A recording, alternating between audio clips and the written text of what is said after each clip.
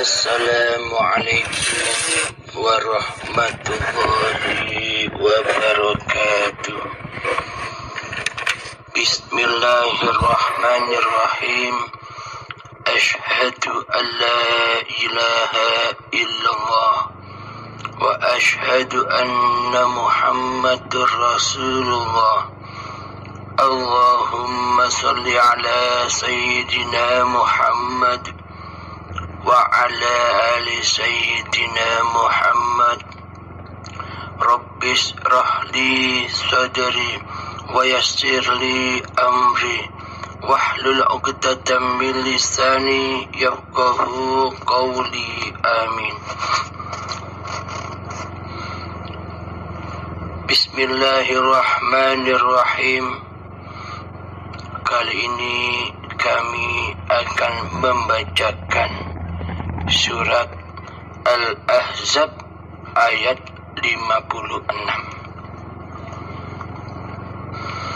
Bismillahirrahmanirrahim. Inna Allaha wa malaikatahu yusalluna 'alan nabi ya ayyuhalladzina amanu sallu 'alaihi wa sallimu taslima.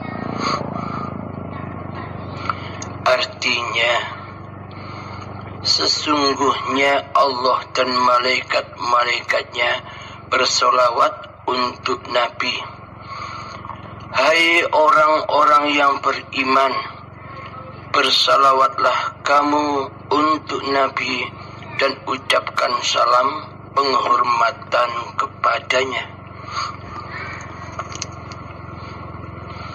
Jadi arti syariatnya, sesungguhnya Allah memuji Rasul Muhammad sallallahu alaihi wasallam di hadapan para malaikatnya, dan para malaikatnya berdoa untuknya.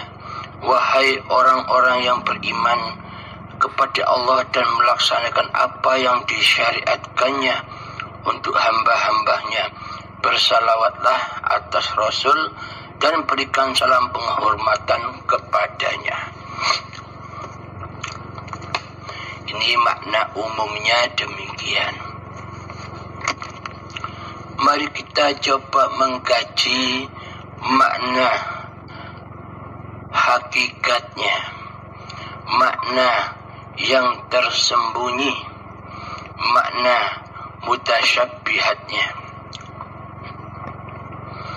Bismillahirrahmanirrahim. Innallaha, sesungguhnya Allah, wa malaikatahu, dan para malaikatnya Allah, yusalluna 'alan nabi, bersalawat kepada Nabi. Ya ayyuhalladzina amanu, wahai orang-orang yang beriman, sallu alaihi wa sallimu taslima, bersalawatlah kamu untuk Nabi dan ucapkanlah salam penghormatan kepadanya. Bismillahirrahmanirrahim. Innallaha, sesungguhnya hayatullah, sesungguhnya uripe Allah, sesungguhnya hidupnya Allah yang meliputi seluruh para malaikatnya Allah. Jadi hidup yang ada pada seluruh malaikatnya Allah itu ya hidupnya Allah. Yang menghidupi para malaikat itu pun juga Allah.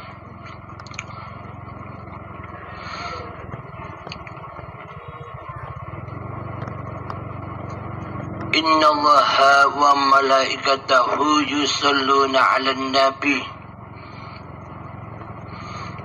dan diciptakanlah Nabi Muhammad atau para nabi itu pun dari Zatullah, dari hidupnya Allah, dari uripe Allah juga. Jadi apa-apa yang tergelar di alam semesta ini,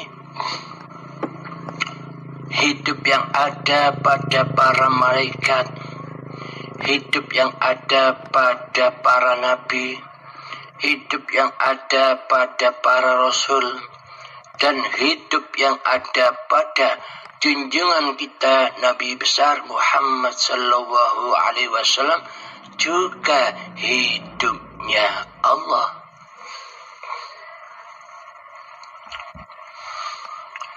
Ya ayyuhalladzina amanu, wahai orang-orang yang beriman. Siapakah orang-orang yang beriman itu? Orang-orang yang beriman di sisi Allah itu adalah manusia yang sudah mempersembahkan kembali, mengabdikan kembali bahwa hidup ini hidupnya Allah. Inilah yang dimaksud orang-orang yang beriman di sisi Allah,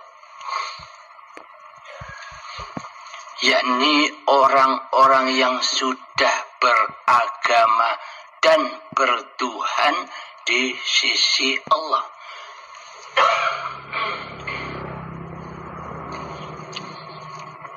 Lalu siapa pula yang dimaksud ya ayyuhalladzina amanu ini di sisi Allah? Wahai orang-orang yang beriman di sisi Allah.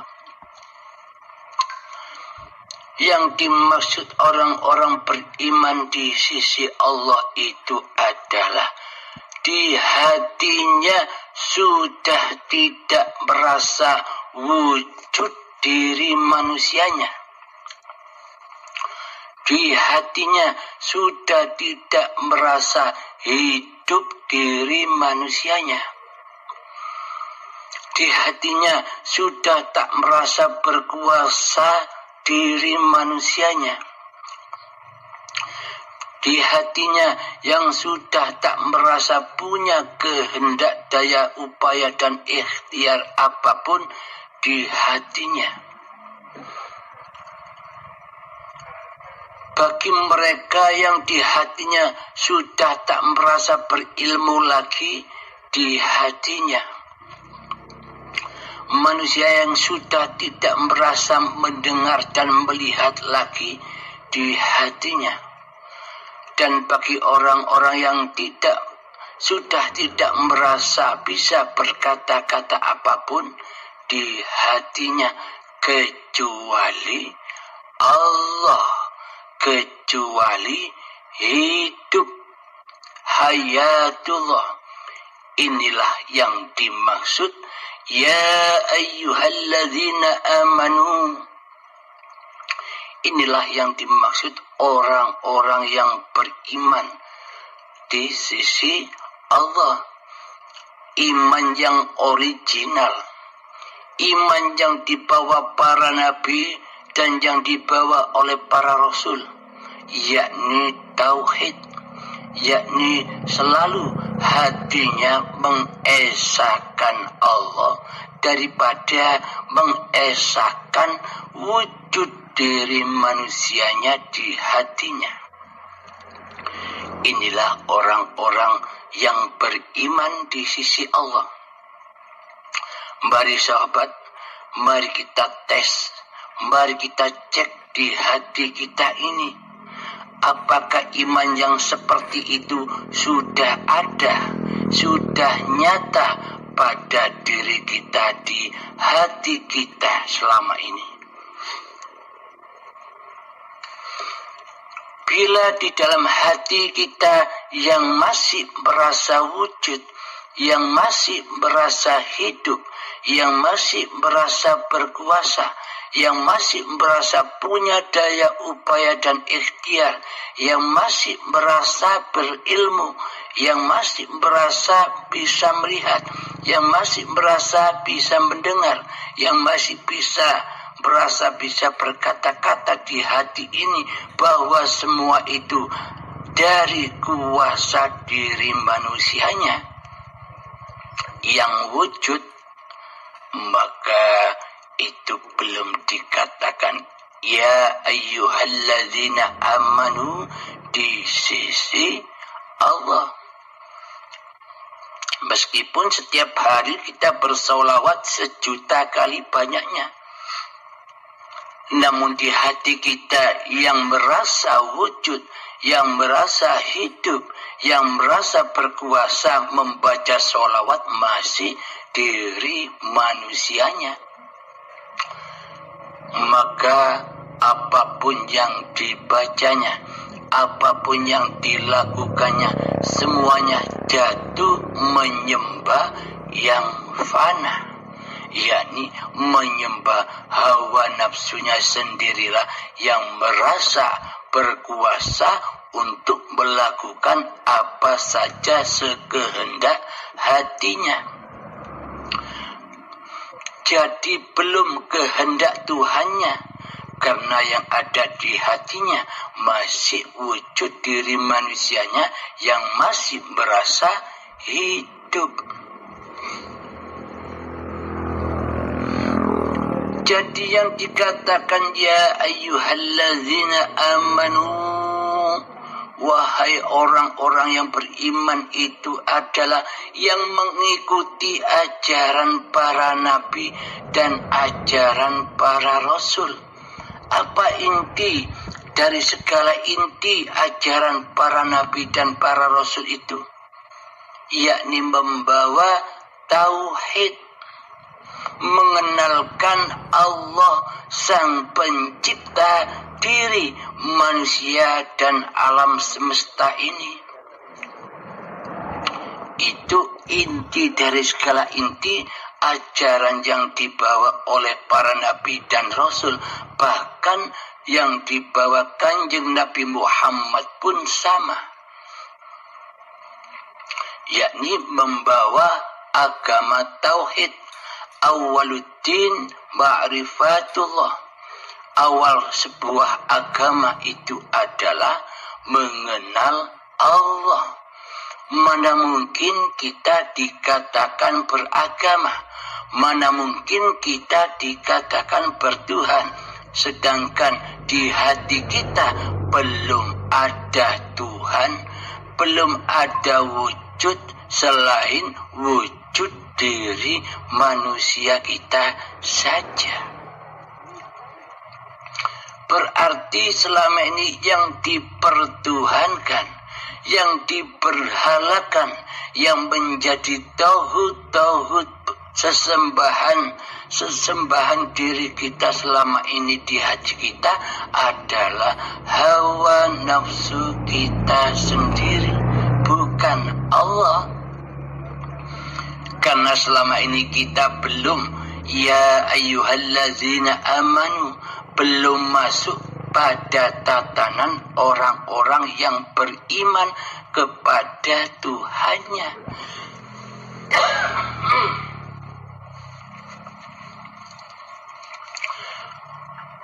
Bagi ya ayyuhalladzina amanu, bagi orang-orang yang beriman itu adalah manusia yang mengikuti aturan-aturan para nabinya dan para rasulnya,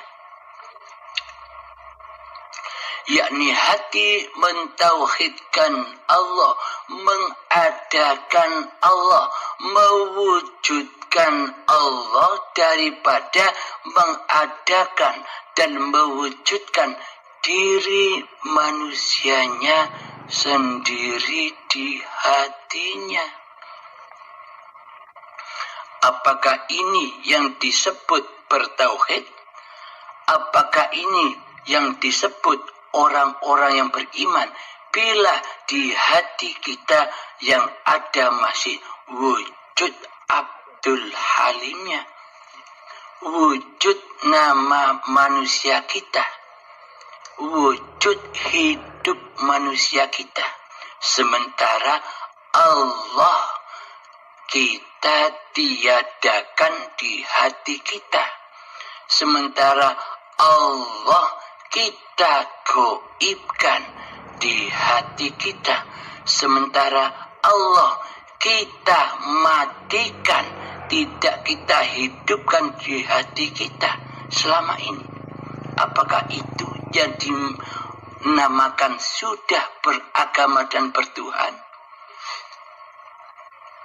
Kan masih belum beragama dan belum bertuhan.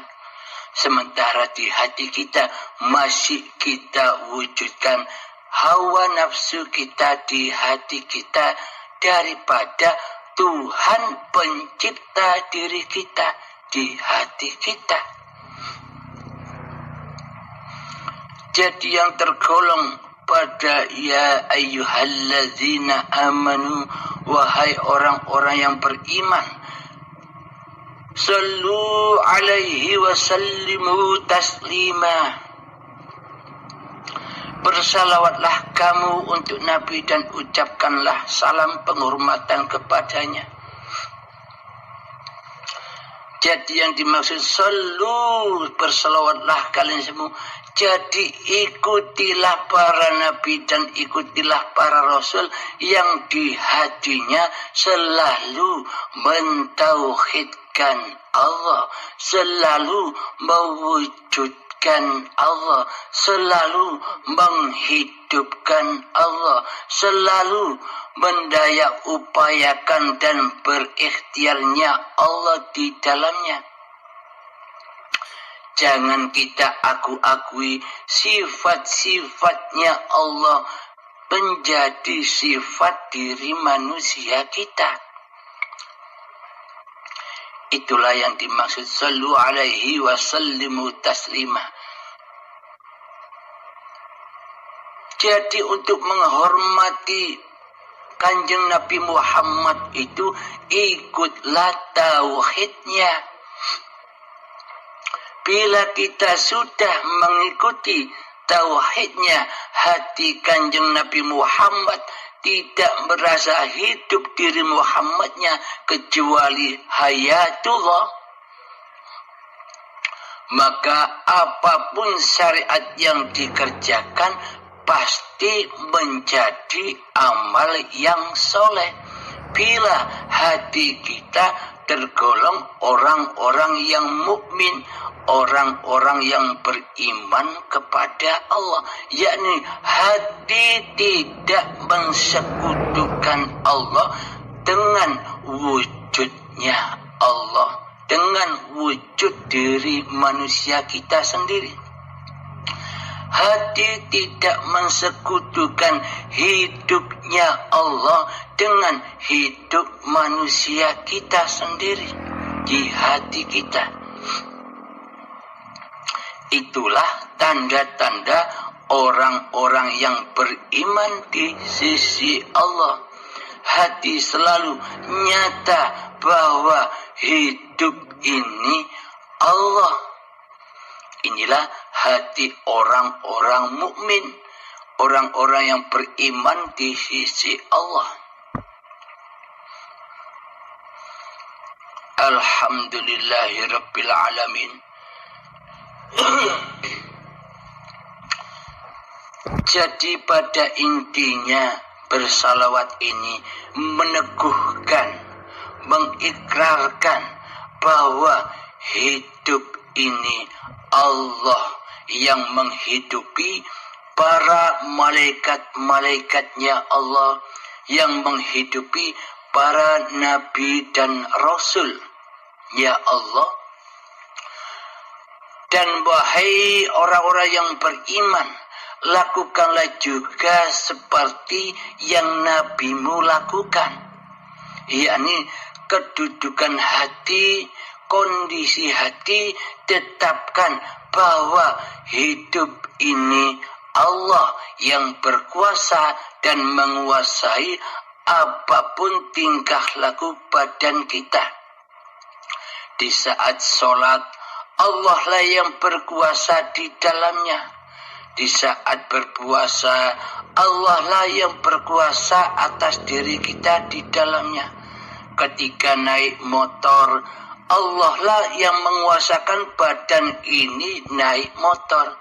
Ketika memasak di dapur, Allah lah yang berkuasa atas badan ini untuk memasak di dapur.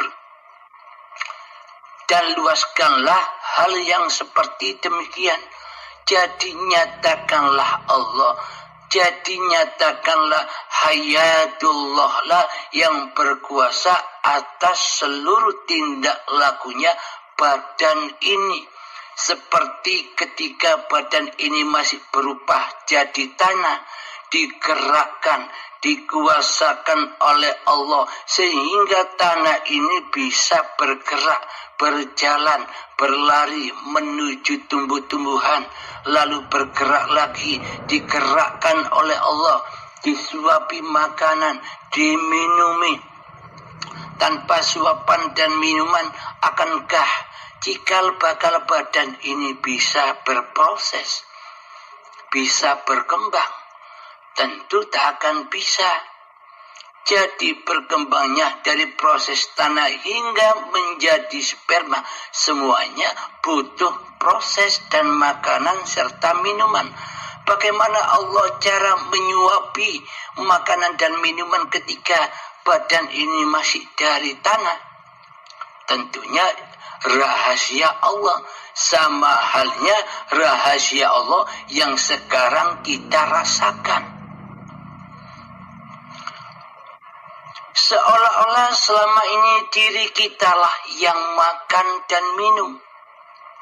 Seolah-olah kitalah yang berjalan dan yang berlari. Seolah-olah kitalah yang sholat dan yang beribadah. Seolah-olah. Tapi sesungguhnya rahasia di balik itu semua, tanpa adanya hayatullah, apakah ada af'al atas badan-badan ini? Jika tanpa Allah, apakah ada sesebutan makan dan minum? Jika tanpa Allah, apakah kita bisa makan dan minum sendiri tanpa hidup? Tanpa hidup, makanan dan minuman tak bakal bisa masuk ke dalam perut kita. Tanpa adanya Allah. Jadi yang memasukkan makanan, yang menyuapi minuman dan makanan, tentunya Allah lah yang Maha Akbar. Tentunya Allah lah yang Maha Pemelihara. Tentulah Allah lah yang Maha menjaga apa yang diciptakannya. Jadi ketika makanan dan minuman disuapkan oleh hidup kepada badan ini, jadi artinya bukan Allah butuh makan. Jadi artinya bukan Allah butuh minum. Ini bagi pengertian manusia yang gagal paham. Kalau hidup itu Allah, yang makan berarti Allah. Kalau hidup ini Allah, berarti yang minum itu Allah. Ini pengertian manusia yang gagal paham, yang baru paham tentang ketuhanan. Jadi sebenarnya yang makan dan minum itu ya badan-badan manusianya. Karena badan-badan manusia itu tanpa makan dan minum tidak akan berproses, tidak akan bisa hidup. Dengan hidupnya Allah lah yang menghidupi manusia. Allah menyuapkan makanan dan minuman. Allah pula yang memasukkan makanan dan minuman kepada perutnya sampai kepada pencernaannya. Tanpa adanya hidup, tanpa adanya Allah, mana mungkin bisa makanan dan minuman itu masuk ke dalam perut kita. Dengan adanya hiduplah Dengan adanya sang pencipta badan inilah maka makanan dan minuman itu masuk ke dalam pencernaan kita. Allah pula yang memilah-milah, Allah pula yang memilah-milah syaripati makanan dan minuman itu sehingga menjadi darah, sehingga menjadi daging, sehingga menjadi energi, kekuatan, sehingga menjadi vitamin dan kotoran. Siapa yang memelihara, yang mengatur di dalam tubuh kita? Apakah kita sendiri? Inilah bukti bahwa hidup dan badan ini bukan milik kita. Kita jangan mengaku-aku di dalam hati kita bahwa ini hidupku, bahwa badan ini badanku.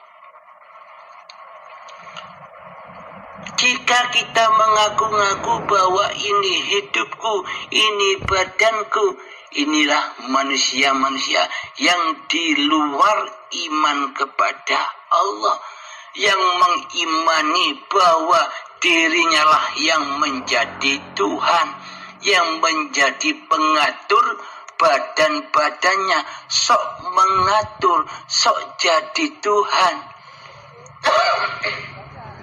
Seperti yang kita alami selama ini sebelum kita mengenal Allah.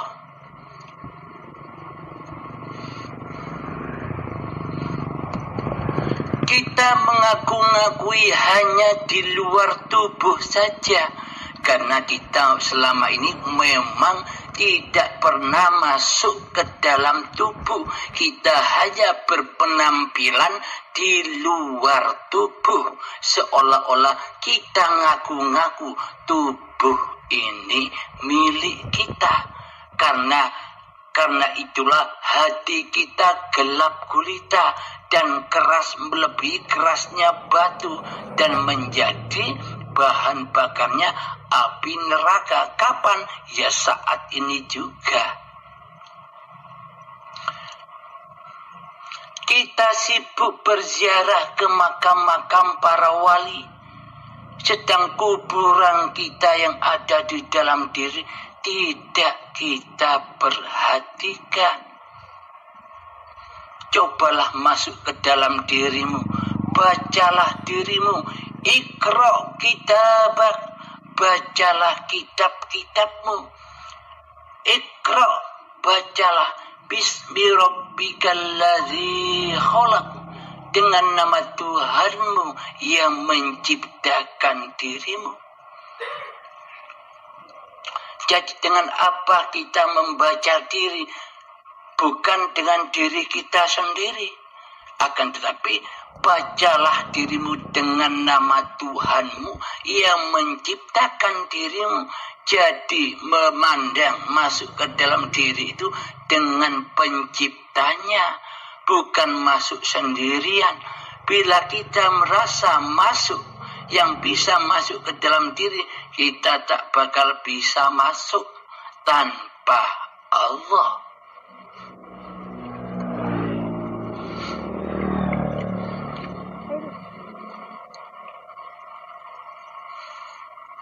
Inilah bukti-bukti iman kepada Allah.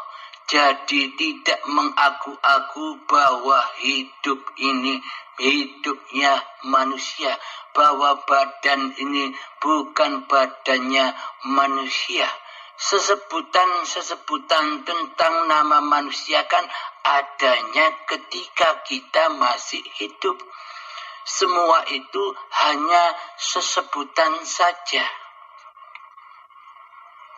Maka dari itu bersolawatlah kepada Nabi Muhammad sallallahu alaihi wasallam sebagaimana Allah dan para malaikat bersolawat kepadanya.